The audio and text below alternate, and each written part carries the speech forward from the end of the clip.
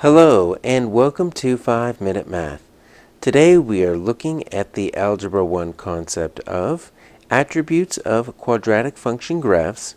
This is standard A.7A in the great state of Texas, and we are using item number 14 off the 2017 released STAAR test.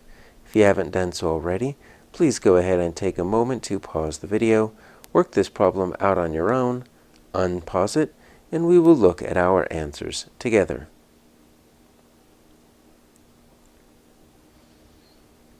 So we have a graph here of a quadratic function. We've got several points for us here, and we are looking for the y-intercept. Well, what do we know about this graph? Because if we don't know the y-intercept before, that term is not going to be defined for us on our mathematics chart reference materials. So we know we've got just some random points here. 2 points here are not labeled, but we could easily label them. That's 0, 4, and that's -1, -1. Not sure if that helps us yet. We do know, we could tell right there, the vertex is right there. It's that -3, -5. And if we know that's the vertex, then we also know the axis of symmetry. So the axis of symmetry is the invisible line that you can use to kind of split any parabola in half so that it's equal on either side, they're congruent. And so we would say, all right, x equals -3. What you're going to find is the axis of symmetry. The x value of the axis of symmetry is always going to be the x value of the vertex. We also know we've got the minimum value of, we get right there, it's going to be that y value of that vertex.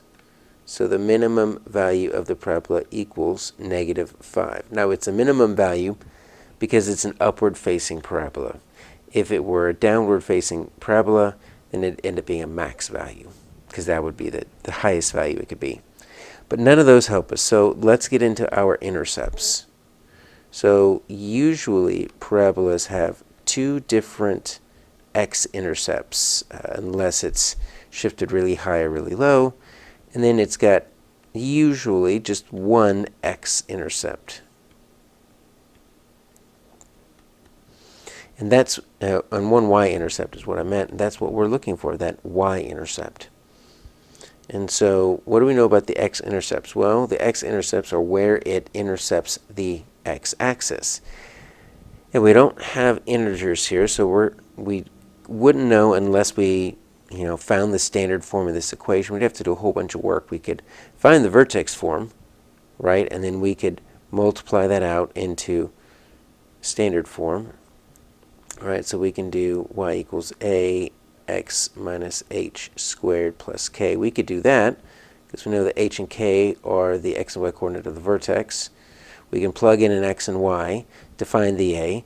Then we can multiply it out into standard form, ax squared plus bx plus c. If we did all that, then we could use the diamond method here, right, to find the zeros. We don't really need to.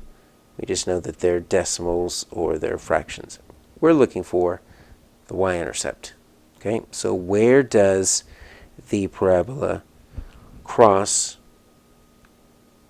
the y-axis? And it crosses right there at 0, 4. Now, this is, record your answer and fill your bubbles into your answer document. There's no A, B, C, or D, or F, G, H, or J to choose from.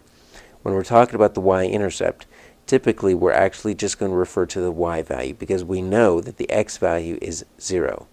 So that's how we can't graph a coordinate pair into a bubble sheet, but what we can do is we can just graph the y value. That's the y-intercept. So just look at it and say, all right, it's 4. And that's it. That's our answer, 4. You just grab that off the graph visually. So if we look at the answer document for Algebra 1, it's that floating decimal, right? So let's just go ahead and put it way over here. Find your 4, bubble it in, and that's your answer.